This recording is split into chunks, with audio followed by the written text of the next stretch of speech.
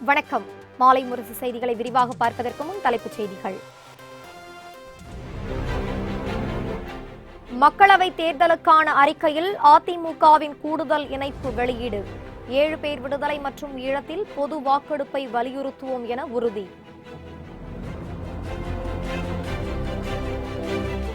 சாதிக் பாஷா மரணத்திற்கு காரணமானவர்கள் மீது சட்டப்படி நடவடிக்கை என முதலமைச்சர் பழனிசாமி பேச்சு. ஸ்டாலின் எந்த காலத்திலும் முதலமைச்சராக வர முடியாது என ஓ பன்னீர்செல்வம் திட்டவட்டம்.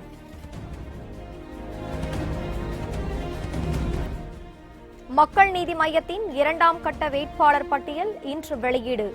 கமல்ஹாசன் ராமநாதபுரத்தில் போட்டியா என்பது தெரியவரும் என எதிர்பார்ப்பு.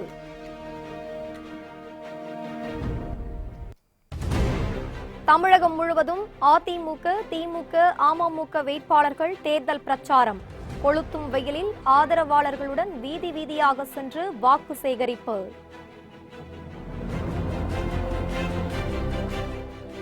மக்களவைத் தேர்தலில் காங்கிரஸ் கட்சி 60 சீட்டுக்கு மேல் வெற்றி பெறாது. பாஜக 300 தொகுதிகளில் வென்று ஆட்சி அமைக்கும் என பியூஷ் கோயல் நம்பிக்கை.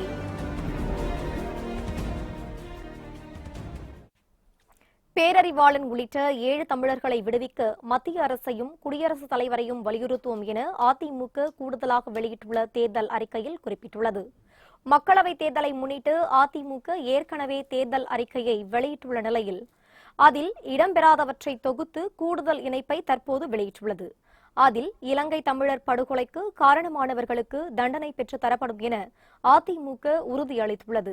சிங்கள மக்களைப் போல் தமிழர்களுக்கும் சமமான உரிமைகள் வழங்கப்படும் என்ற வாக்குறுதியை நடைமுறைப்படுத்த வலியுறுத்தப்படும் என கூடுதல் இணைப்பில் அதிமுக குறிப்பிட்டுள்ளது. இலங்கையில் மாகாணங்களுக்கு சமமான அதிகார பகிர்வு முறையை கொண்டுவர மத்திய அரசு மூலம் அழுத்தம் கொடுக்கப்படும் எனவும் அதிமுக குறிப்பிட்டுள்ளது. ஈழத்தமிழர்களின் கோரிக்கைகள் குறித்து பொது வாக்கெடுப்பு நடத்த இந்திய அரசிடமும் ஐநா அமைப்பிடமும் வலியுறுத்தப்படும் என உறுதியளித்துள்ள அதிமுக, ராஜீவ் கொலை வழக்கில் சிறையில் உள்ள 7 தமிழர்களை விடுவிக்க மத்திய அரசையும் குடியரசுத் தலைவரையும் வலியுறுத்துவோம் என தெரிவித்துள்ளது. சிறப்பு நீர் மேலாண்மை திட்டம், காவேரி கோதாவரி ஆறுகள் இணைப்பு உள்ளிட்டவை செயல்படுத்தப்படும் என்றும் அதிமுகவால் உறுதியளிக்கப்பட்டுள்ளது. சாதிக் பாஷா மர்ம மரணத்தில் பின்புலத்தில் உள்ளவர்கள் யார் என விசாரித்து சட்டத்தின் முன் நிறுத்துவோம் என முதலமைச்சர் எடப்பாடி பழனிசாமி தெரிவித்துள்ளார். வேலூர் மாவட்டம் ஆற்காட்டில் அதிமுக கூட்டணியில் அரக்கோணம் தொகுதி பாமக வேட்பாளர் AK மூர்த்தியை ஆதரித்து தமிழக முதலமைச்சர் எடப்பாடி பழனிசாமி பிரச்சாரம் மேற்கொண்டார். அப்போது பேசிய அவர், கொடநாடு கொள்ளை நடத்திய கூலிப்படையினருக்கு திமுகவினர்தான் ஜாமீன் அளித்ததாக குற்றம் சாட்டினார். இந்த நிகழ்வில் ஸ்டாலின் தான் ஈடுபட்டிருப்பதாக சந்தேகம் எழுந்துள்ளதாகவும் உண்மையான குற்றவாளிகளை கண்டுபிடித்து சட்டப்படி நடவடிக்கை எடுக்கப்படும் என்றும் தெரிவித்தார். சாதிக் பாஷா மர்ம மரணத்துக்கு யார் காரணம் என கண்டுபிடித்து சட்டப்படி நடவடிக்கை எடுக்கப்படும் என்றும் முதலமைச்சர் எடப்பாடி பழனிசாமி தெரிவித்தார்.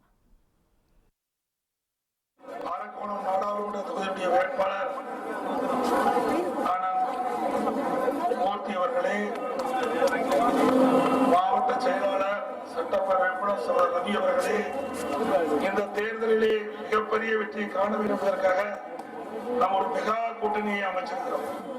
இப்போ கூட்டணியை பற்றி விமர்சனம் செய்கிறார், என்னை பற்றி விமர்சனம் செய்கிறார், தனிப்பட்ட மனிதனை பற்றி விமர்சனம் செய்து மக்களிடத்திலே வாக்குகள் சேகரிக்க முடியாது. உடநாட்டு கொலவனுக்கு பத்தி பேசுறார். ஏங்க எப்படி சித்தரிச்சு அதை வெளியிட்டு இருக்க? ஒரு கூலிப்படைக்கு,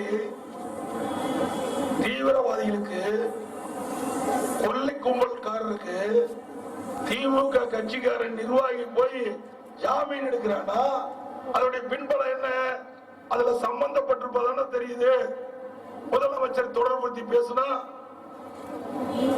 இந்த வழக்க அக்கறை எடுக்க மாட்டாங்க அப்படின்னு நினைச்சிட்டு இருக்காரு. விடமாட்டோம்.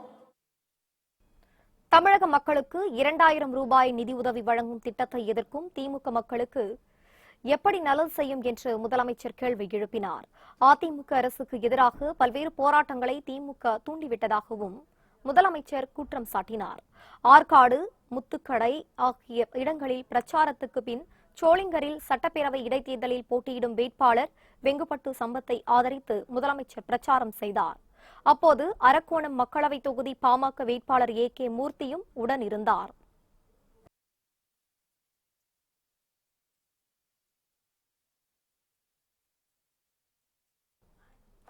திருப்போரூர் முருகன் கோவிலில் வழிபாடு செய்த துணை முதலமைச்சர் பன்னீர்செல்வம் அதிமுக அரசு செயல்படுத்திய திட்டங்களை கூறி பொதுமக்களிடையே தீவிர பிரச்சாரம் மேற்கொண்டார்.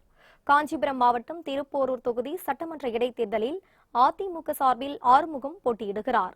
இதேபோல் காஞ்சிபுரம் தொகுதி மக்களவைத் தேர்தலில் மரகதம் குமரவேல் போட்டியிடுகிறார். இவர்களை ஆதரித்து துணை முதலமைச்சர் பன்னீர்செல்வம் தேர்தல் பிரச்சாரத்தில் ஈடுபட்டார். அப்போது அவர் கந்தசாமி திருக்கோவிலில் வேட்பாளர்களுடன் சுவாமி தரிசனம் செய்தார். தொடர்ந்து பிரச்சாரம் மேற்கொண்ட OPS தீவிர வாக்கு சேகரித்தார். அதிமுக அரசின் சாதனைகளை விளக்கி பொதுமக்களிடையே அவர் விழிப்புணர்வை ஏற்படுத்தினார். தமிழகத்தினுடைய முதலமைச்சராக பொறுப்பேற்ற உடனே சட்டமன்றத்தில் தீர்மானம் நிறைவேற்றினார். ராஜபக்சே ஒரு போர்க்குற்றவாளி, சர்வதேச நீதிமன்றத்தில் வைத்து ராஜபக்சேக்கு கடும் தண்டனை வழங்க வேண்டும் என்பது அம்மா அவர்கள் போர் கொடுத்தார்கள். இதுதான் திமுக காங்கிரஸ் கூட்டணி ஆட்சிக்கும் மாண்புமிகு இதயம் டாக்டர் புரட்சி தலைவி அம்மா அவர்களுக்கும் இருக்கின்ற வித்தியாசங்கள், ஆட்சியினுடைய வித்தியாசங்கள். இவர்கள் இன்றைக்கு மக்களை சந்தித்து வாக்குகள் கேட்டால் தமிழக மக்கள் ஒருபோதும் அவர்களை புறந்தள்ளுவார்கள் என்பதை நான் இந்த நல்ல நேரத்தில் தெரிவித்துக் கொள்ள கடமைப்பட்டிருக்கிறேன். தென் சென்னையில் 6 லட்சத்திற்கும் மேற்பட்ட வாக்குகளை அதிமுக பெறும் என அமைச்சர் ஜெயக்குமார் நம்பிக்கை தெரிவித்தார். சென்னை ஓட்டேரி பகுதியில் செய்தியாளர்களை சந்தித்த மீன்வளத்துறை அமைச்சர் ஜெயக்குமார் அதிமுக கூட்டணி வேட்பாளர்களை ஆதரித்து முதலமைச்சர் எடப்பாடி பழனிசாமி நாளை சென்னையில் பிரச்சாரத்தில் ஈடுபட போவதாகவும் தெரிவித்தார். கிட்டத்தட்ட அனைத்து இந்திய அண்ணா திராவிட முன்னேற்ற கழக கூட்டணியுடைய வேட்பாளர்கள் தான் விழும். அதனால இந்த ஓட்டை யாருமே கை வைக்கவே முடியாது. இதை கை வைக்கவே முடியாத ஓட்டு. எனவே அந்த அடிப்படையில் தான் நான் உறுதியாக சொல்றேன். அதனால ஏற்கனவே கிட்டத்தட்ட 2.5 லட்சம் ஓட்டுக்கு மேல எடுத்தாரு. பிஜேபி ஒரு 2,10,000 ஓட்டு மேல எடுத்தது. அதெல்லாம் சேர்க்கணும்னா கிட்டத்தட்ட தென் சென்னை பொறுத்தவரையில் மொத்தம் 6 லட்சம் ஓட்டுகள் அனைத்து இந்திய அண்ணா திராவிட முன்னேற்ற கழக வேட்பாளர் நிச்சயமா பெறுகின்ற நிலை வரும். 1999ஆம் ஆண்டு பாஜகவுடன் கூட்டணி வைத்த கருணாநிதி அப்போது திமுகவை அடகு வைத்தாரா என மத்திய அமைச்சர் பொன் ராதாகிருஷ்ணன் கேள்வி எழுப்பினார். நாகர்கோவிலில் செய்தியாளர்களிடம் பேசிய அவர் அப்போது தமிழகம் முழுவதும் ஸ்டாலின் பாஜகவுக்காக பிரச்சாரம் செய்தது ஏன் என்றும் கேள்வி எழுப்பியதோடு அரசியலில் ஒவ்வொரு கட்சிகளும் கூட்டணி வைப்பதும் மாற்றிக்கொள்வதும் சகஜம் என்று தெரிவித்தார். கலைஞர் அவர்கள் 1999 பாரதிய ஜனதா கட்சியோடு கூட்டணி வச்சிருந்தார். அப்ப கலைஞர் திராவிட முன்னேற்ற கழகத்தை பாரதிய ஜனதா கட்சியில் வச்சு அடகு வச்சாங்களா? அன்னைக்கு இன்றைய திராவிட முன்னேற்ற கழகத்தினுடைய தலைவர் ஸ்டாலின் அவர்கள் பாரதிய ஜனதா கட்சியுடைய வெற்றிக்காக தமிழகம் முழுக்க சென்று அவர் பிரச்சாரம் பண்ணார். அப்ப அடமானம் வைத்ததற்கு உத்தரவாதம் கொடுக்கக்கூடிய வகையில் அவர் பிரச்சாரம் செய்தாரா? அரசியலில் ஒவ்வொரு கட்சிகளும் கூட்டணி வைப்பதும் கூட்டணிகளை மாற்றிக்கொள்வதும் சகஜமாக இருந்து கொண்டிருக்கக்கூடிய இந்த காலகட்டத்தில் இதுபோன்ற வார்த்தைகள் சொல்வது ஏற்புடையது அல்ல என்று என்னுடைய கருத்து. திமுக தலைவர் மு.க.ஸ்டாலினை சந்தித்து காங்கிரஸ் வேட்பாளர்கள் வாழ்த்து பெற்றதை அடுத்து நாஞ்சில் சம்பத், தமிமுன் அன்சாரி உள்ளிட்டோர் நேரில் சந்தித்து திமுக கூட்டணிக்கு ஆதரவு தெரிவித்தனர். சென்னை அண்ணா அறிவாலயத்தில் திமுக தலைவர் மு.க.ஸ்டாலினை காங்கிரஸ் மாநில தலைவர் KS அழகிரி தலைமையில் அக்கட்சி சார்பில் போட்டியிடும் வேட்பாளர்கள் நேரில் சந்தித்து வாழ்த்து பெற்றனர். பின்னர் செய்தியாளர்களிடம் பேசிய KS அழகிரி, குடும்பத்தில் ஒருவருக்கு மட்டும் வாய்ப்பு என ராகுல் காந்தி முடிவெடுத்துள்ளதாக கூறினார். மேலும் சிவகங்கை தொகுதியில் போட்டியிடும் காங்கிரஸ் வேட்பாளர் இன்று அறிவிக்கப்படுவார் என்றும் அவர் தெரிவித்தார். ராகுல் காந்தி மற்றும் பிரியங்கா காந்தி பிரச்சாரத்திற்காக தமிழகம் வருகை தர உள்ளதாக கூறிய அவர், அதிமுக கூட்டணி போட்டியிடும் 40 தொகுதிகளிலும் அவர்களுடைய வெற்றி சூறையாடப்படும் என்றும் தெரிவித்தார். சிவகங்கை வேட்பாளர் இன்றைக்கு அறிவிக்கப்படுவார். ஏன் அறிவிக்கப்படவில்லை என்று சொன்னால், ஒரு குடும்பத்தில் ஒருவருக்குத்தான் பதவி என்கின்ற ஒரு கொள்கையை தலைவர் ராகுல் காந்தி அவர்கள் எடுத்திருக்கிறார்கள். எங்களுடைய தேர்தல் அறிக்கையினுடைய முழு வடிவமும் தலைவர் ராகுல் காந்தி அவர்களிடம் நேற்று கொடுக்கப்பட்டு விட்டது. தலைவர் ராகுல் காந்தி அவர்கள் அதை பார்வையிட்ட பிறகு உடனடியாக வெளியிடும். வருகிறார்கள், ராகுல் காந்தி வருகிறார், பிரியங்கா காந்தி வருகிறார். எனவே எங்களுடைய கூட்டணி தமிழகத்திலே 40 இடங்களிலும் வெற்றி பெற்று மகத்தான சாதனையை படைப்போம் என்பதை தெரிவித்துக் கொள்கிறேன். இதனைத் தொடர்ந்து நாஞ்சில் சம்பத் மற்றும் மனிதநேய ஜனநாயக கட்சித் தலைவர் தமிமுன் அன்சாரி ஆகியோர் ஸ்டாலினை சந்தித்து திமுக கூட்டணிக்கு ஆதரவு தெரிவித்தனர். திராவிட முன்னேற்றக் கழக கூட்டங்களில் நான் பேசியிருக்கிறேன். நேற்றைக்கும் ஐநாவரத்தில் பிரச்சாரம் செய்திருக்கிறேன். தீர்ந்து போகாத திராவிட இயக்கத்தினுடைய கொள்கைகளை வென்றெடுக்கின்ற மகத்தான தலைமை தளபதி ஸ்டாலின் அவர்களின் தலைமை, காலத்தால் விழித்துக் கொண்ட காவிய தலைவன் அண்ணன் ஸ்டாலினுக்கு வருகிற காலமெல்லாம் கையெழுத்தாகி இருந்து உதவ நான் சூளுரைத்திருக்கிறேன். இந்த நாட்டை பாதுகாக்க வேண்டும் என்ற அடிப்படையில், இந்த நாட்டுடைய பன்மை கலாச்சாரத்தை பாதுகாக்க வேண்டும் என்ற உயரிய நோக்கத்தோடு நாங்கள் ஒரு கொள்கை முடிவு எடுத்திருக்கின்றோம். இந்த கொள்கை முடிவை நாட்டு மக்கள் வரவேற்கிறார்கள். இதை தாண்டி எங்களுக்கு நெருக்கடிகளிலோ அல்லது சட்ட ரீதியான நடவடிக்கை எடுத்தால் அதையும் நாங்கள் எதிர்கொள்ள தயாராக இருக்கின்றோம். எங்களை பொறுத்தவரை அரசியலிலே சின்ன சின்ன சமரசங்கள் என்பது தவிர்க்க முடியாதவை. மக்கள் நீதி மய்யத்தின் 2ஆம் கட்ட வேட்பாளர் பட்டியல் இன்று வெளியாகிறது. மக்களவைத் தேர்தலில் கமல்ஹாசன் தலைமையிலான மக்கள் நீதி மய்யம் கட்சி டார்ச் லைட் சின்னத்தில் போட்டியிடுகிறது. இதனையடுத்து அக்கட்சியின் 21 வேட்பாளர்கள் அடங்கிய முதல் பட்டியலை கமல்ஹாசன் வெளியிட்டுள்ளார். இந்த நிலையில் இன்று கோவை விமான நிலையத்தில் செய்தியாளர்களிடம் பேசிய அவர், மக்கள் நீதி மய்யம் வேட்பாளர்களை அறிமுகப்படுத்தும் நிகழ்ச்சி இன்று மாலை நடைபெறுவதாக கூறினார். மக்கள் நீதி மய்யம் கட்சியில் இருந்து விலகியவர்கள் முக்கிய பொறுப்பாளர்கள் கிடையாது எனவும் அவர் தெரிவித்தார். வேட்பாளர்களை அறிமுகப்படுத்தும் பெருவிழா ஒன்று நடக்கவிருக்கிறது. அதற்கு இங்கே உள்ளவர்களை வருக வருக என்று அழைக்க வேண்டியது கட்சியின் சார்பாக எங்கள் கடமை. அதை செய்கிறோம். முதலில் நன்றி. இதனையடுத்து இன்று மாலை 2ஆம் கட்ட வேட்பாளர் பட்டியலை கமல்ஹாசன் வெளியிடுவார் என தெரிவிக்கப்பட்டுள்ளது. இதில் முக்கிய நபர்களுக்கு வாய்ப்பு அளிக்கப்படலாம் என எதிர்பார்க்கப்படும் நிலையில் கமல்ஹாசன் போட்டியிடுவது கோவையா அல்லது ராமநாதபுரமா என்பது தெரியவரும் என கூறப்படுகிறது. இதனிடையே சிங்காநல்லூர் அருகே மக்கள் நீதி மய்யம் தலைவர் கமல்ஹாசன் தலைமையில் நடைபெற்ற கலந்தாய்வு கூட்டம் அனுமதியின்றி நடைபெற்றதால் தடுத்து நிறுத்தப்பட்டுள்ளது.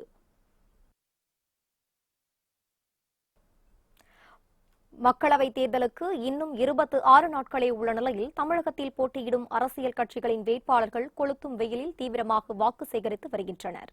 தஞ்சாவூர் சட்டமன்ற அதிமுக வேட்பாளர் காந்தி இன்று பள்ளி அக்ரஹாரம் பகுதியில் இருந்து தனது பிரச்சாரத்தை தொடங்கினார்.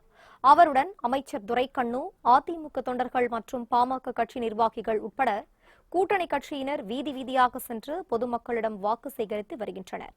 தென்சென்னை அதிமுக வேட்பாளர் ஜெயவர்தன் மயிலாப்பூர் கபாலீஸ்வரர் கோவில் அருகே பிரச்சாரத்தை தொடங்கினார். அதிமுக மட்டுமின்றி பாஜக, பாமக தொண்டர்கள் உள்ளிட்ட 500க்கும் மேற்பட்டோர் ஜெயவர்தன் உடன் சென்று இரட்டை இலை சின்னத்துக்கு ஆதரவாக வாக்கு சேகரித்தனர். மயிலாப்பூரின் பல்வேறு தெருக்கள் வழியாக பிரச்சாரம் செய்து கலங்கரை விளக்கம் வரை பிரச்சாரம் நடைபெற்றது. இந்த நிலையில் தென்சென்னை திமுக வேட்பாளரான தமிழச்சி தங்கபாண்டியன் சைதாப்பேட்டையில் உள்ள மசூதி பள்ளம் பகுதியில் இருந்து இந்திய யூனியன் முஸ்லீம் லீக் நிர்வாகிகளை சந்தித்து ஆதரவு கோரினார். பின்னர் செய்தியாளர்களிடம் பேசிய அவர், திமுகவில் குடும்ப அரசியல் இருந்தாலும் மக்களுக்கான சேவை செய்யக்கூடிய அரசியலாக இருக்கும் என்று கூறினார். மேலும் தற்போதைய எம்பி ஜெயவர்தன் மட்டும் குடும்ப அரசியலில் இருந்து வரவில்லையா என்றும் அவர் கேள்வி எழுப்பினார். வெற்றி வாய்ப்பு 100% கண்முன்பாக தெரிகின்றது.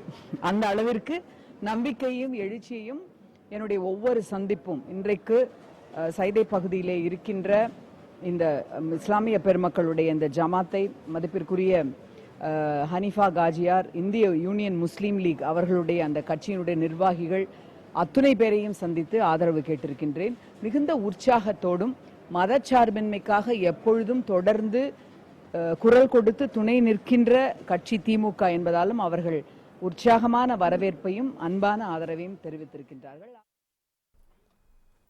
இதனிடையே சென்னை சவுகார்பேட்டையில் நடைபெற்ற மதச்சார்பற்ற முற்போக்கு கூட்டணியின் செயல் வீரர்கள் கூட்டத்தில் கலந்து கொண்ட மத்திய சென்னை திமுக வேட்பாளர் தயாநிதி மாறன் பின்னர் செய்தியாளர்களிடம் பேசியபோது, பண மதிப்பிழப்பு நடவடிக்கையால் தொழில் வர்த்தகம் முடங்கிவிட்டதாக தெரிவித்தார். மோடி எடுத்த தவறான முடிவால் இந்தியா முழுவதும் பாதிக்கப்பட்டுள்ளதாகவும் அவர் குற்றம் சாட்டினார். கடந்த 5 ஆண்டு கால பிஜேபி மோடி அரசால் இந்தியாவே பாதிக்கப்பட்டிருக்கிறது. குறிப்பாக பண மதிப்பீடு மூலமாக பண புழக்கம் முற்றிலும் முடங்கி தொழில் வர்த்தகம் என்று மோடி எடுத்த ஒரு தவறான முடிவால் தமிழ்நாடு மற்றும் ஏன் இந்தியாவே தவித்தது. அதன் தாக்கம் இன்னும் தீரவில்லை. அதனால் கண்டிப்பாக நான் குறிப்பாக இங்கே 14 சவுகார்பேட்டையில் உள்ள சார்ந்த பகுதி, இங்கே வட இந்தியர்கள் அதிகம். அவர்களே முன்வந்து இந்த முறை நாங்கள் மோடிக்கு வாக்களிக்க மாட்டோம், கண்டிப்பாக மதசார்பற்ற முற்போக்கு கூட்டணிக்கு தான் வாக்களிப்போம் என்று வந்திருக்கிறார்கள். திண்டுக்கல் தொகுதி திமுக வேட்பாளரை ஆதரித்து சிலுவத்தூர் ரோடு, ஆரோக்கிய மாதா தெரு, நாகல் நகர் உள்ளிட்ட பகுதிகளில் வாக்கு சேகரித்த முன்னாள் திமுக அமைச்சர் ஐ. பெரியசாமி, எடப்பாடி ஆட்சியில் தமிழகம் 50 ஆண்டுகள் பின்னோக்கி சென்றுவிட்டதாக குற்றம் சாட்டினார். பேருந்து கட்டணம், மின்சார கட்டணம், சமையல் எரிவாயு விலை உயர்வால் மக்கள் பாதிக்கப்பட்டுள்ளதாகவும் அவர் தெரிவித்தார். திமுக கூட்டணியில் காங்கிரஸ் சார்பில் கரூர் நாடாளுமன்ற தொகுதியில் போட்டியிடும் ஜோதிமணி, வேடச்சந்தூர், விராலிமலை, மணப்பாறை உள்ளிட்ட பகுதிகளில் கூட்டணி கட்சி நிர்வாகிகளை சந்தித்து ஆதரவும் வாழ்த்தும் கோரினார். இதனிடையே கரூர் மாவட்ட காங்கிரஸ் அலுவலகம் வந்த ஜோதிமணிக்கு உற்சாக வரவேற்பு அளிக்கப்பட்டது. பின்னர் செய்தியாளர்களை சந்தித்த அவர், நரேந்திர மோடி அரசுக்கு எதிரான அலை தற்போது வீசி வருவதால் திமுக கூட்டணி மகத்தான வெற்றி பெறும் என தெரிவித்தார். இந்தியா முழுவதும் மக்கள் விரோத நரேந்திர மோடி அவர்களின் ஆட்சிக்கு எதிரான அலை வீசுகிறது. மக்கள் மிகப்பெரிய கோபத்திலும் கொந்தளிப்பிலும் இருக்கிறார்கள். மத்தியிலே ஒரு மிக ஒரு மோசமான அரசு. 2 கோடி பேருக்கு வேலை வாய்ப்பு தருவேன், விவசாய வருமானத்தை 2 மடங்காக்குவேன், ரூபாயின் மதிப்பை உயர்த்துவேன், விலைவாசியை குறைப்பேன், பெட்ரோல் டீசல் விலையை குறைப்பேன் என்று சொல்லி ஆட்சிக்கு வந்த நரேந்திர மோடி அவர்களின் அரசு இன்று ஒரு சுதந்திர போராட்டத்திற்கு முன்பு இருந்த ஆங்கில அரசின் அடக்குமுறையோடும் கொடூரத்தோடும் நடந்து கொண்டிருக்கிறது. ஜெயலலிதாவை அரசியலில் கடுமையாக விமர்சித்தாலும் பெண் தலைவர் என்ற முறையில் பெரிதும் மதிப்பதாக காங்கிரஸ் மூத்த தலைவர் EVKS இளங்கோவன் தெரிவித்துள்ளார். தேனி மக்களவை தொகுதி காங்கிரஸ் வேட்பாளர் EVKS இளங்கோவன் மதுரை விமான நிலையத்தில் செய்தியாளர்களிடம் பேசினார். அப்போது அதிமுக கோட்டையான தேனியில் போட்டியிடுகின்றனர் என செய்தியாளர்கள் கேட்டனர்.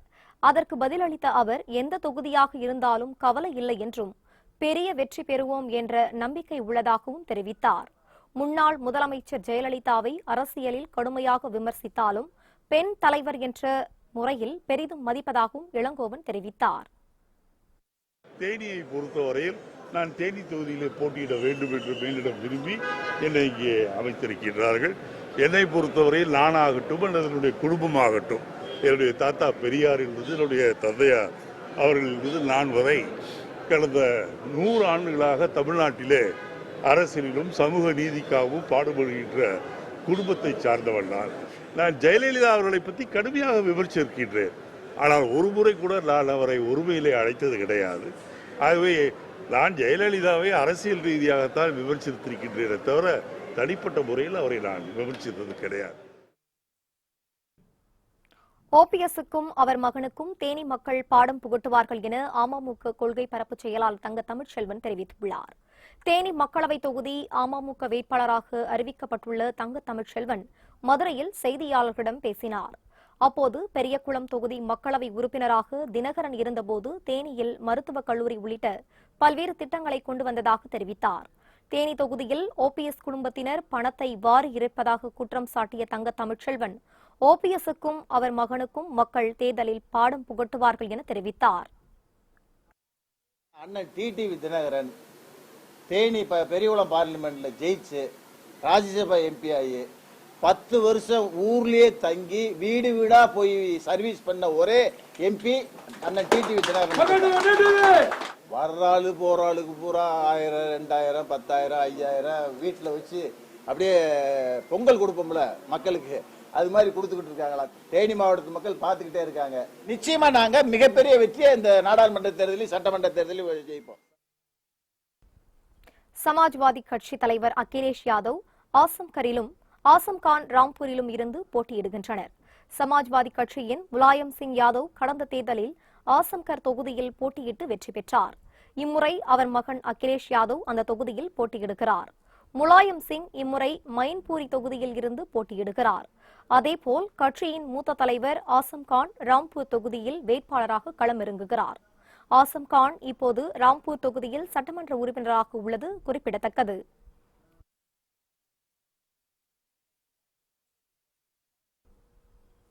பிரதமர் நரேந்திர மோடி தேநீர் கடைக்காரர்களை மரணத்தின் காவலாளிகள் பற்றி பேசுவதாக காங்கிரசின் கபில் சிபல் தெரிவித்துள்ளார். காங்கிரஸ் மூத்த தலைவர்களில் ஒருவரான கபில் சிபல் செய்தி நிறுவனத்துக்கு பேட்டி அளித்தார். அப்போது பிரதமர் நரேந்திர மோடி தேநீர் கடைக்காரர்களை மறந்துவிட்டு இப்போது காவலாளிகள் பற்றி பேசுவதாக குறிப்பிட்டார். அடுத்த முறை அரசியல் ஆதாயம் தேவைப்படும் போது வேறு எதையாவது பற்றி பேசுவார் என்றும் குறிப்பிட்டார். பாலக்கோட்டில் விமானப்படை தாக்குதல் நடத்தியதை அரசியல் ஆதாயத்துக்கு மோடி பயன்படுத்துவதாக கபில் சிபல் குற்றம் சாட்டினார். குருதாஸ்பூர், பதான்கோட், ஊரி, பாராமுல்லா, புல்வாமா ஆகிய இடங்களில் தீவிரவாத தாக்குதல் நடைபெற்றபோது காவலாளி உறங்கிக் கொண்டிருந்ததாகவும் கபில் சிபல் குறிப்பிட்டார். மக்களவைத் தேர்தலில் காங்கிரஸ் கட்சி 60 சீட்டுக்கு மேல் வெற்றி பெறாது என்று மத்திய ரயில்வே அமைச்சர் பியூஷ் கோயல் கூறியுள்ளார். ஹைதராபாத்தில் நானும் கூட பாதுகாவலன்தான் என்ற தலைப்பில் நடைபெற்ற கலந்துரையாடல் நிகழ்ச்சியில் மத்திய ரயில்வே அமைச்சர் பியூஷ் கோயல் பங்கேற்றார்.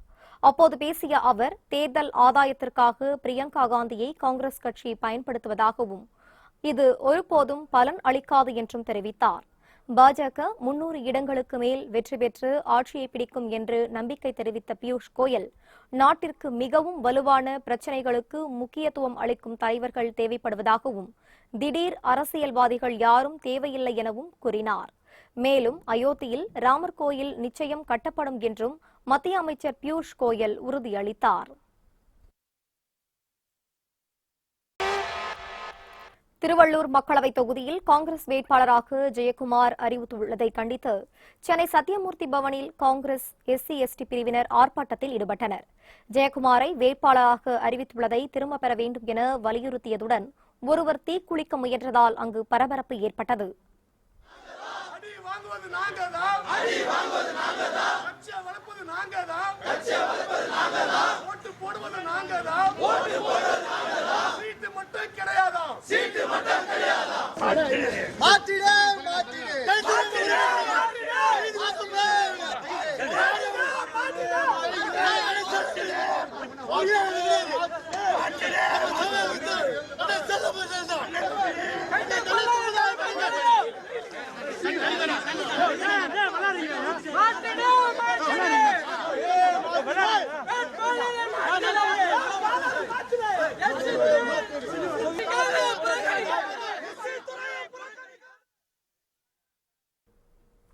மக்களவைத் தேர்தல் நெருங்குவதையொட்டி பல்வேறு இடங்களில் விழிப்புணர்வு பிரச்சாரங்கள், வாக்குச்சாவடி மையங்களில் சோதனை உள்ளிட்ட பணிகள் தீவிரமடைந்துள்ளன.